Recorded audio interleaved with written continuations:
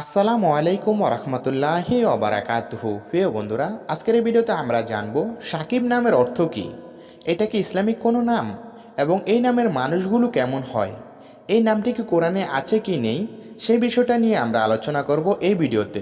তাই অবশ্যই ভিডিওটি শেষ পর্যন্ত দেখতে থাকুন। প্রথমে আসি সাকিব নামের অর্থ কী। সাকিব নামের অর্থ হলো তীক্ষ্ণ বা ধারালো, এবং এই নামটির মানে হলো উজ্জ্বল বা আলোকিত। এই নামটির মধ্যে আলো এবং উজ্জ্বলতার সুন্দর একটি অর্থ রয়েছে। আর সাকিব একটি আরবিক নাম।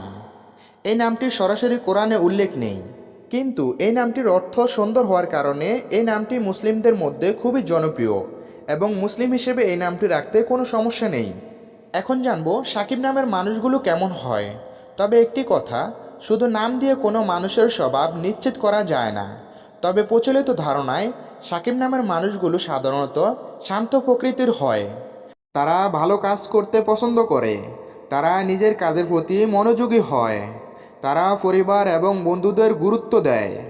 আশা করি আপনারা জেনে গেছেন সাকিব নামের অর্থ কী এবং এই নামের মানুষগুলো কেমন হয়। তো ভিডিওটি যদি আপনাদের কাছে ভালো লেগে থাকে তাহলে অবশ্যই ভিডিওতে একটি লাইক, আর এমনই নতুন নতুন ভিডিও পাওয়ার জন্য আমার এই চ্যানেলটিকে সাবস্ক্রাইব করে দিবেন। সবাই ভালো থাকবেন, সুস্থ থাকবেন। আল্লাহ হাফেজ।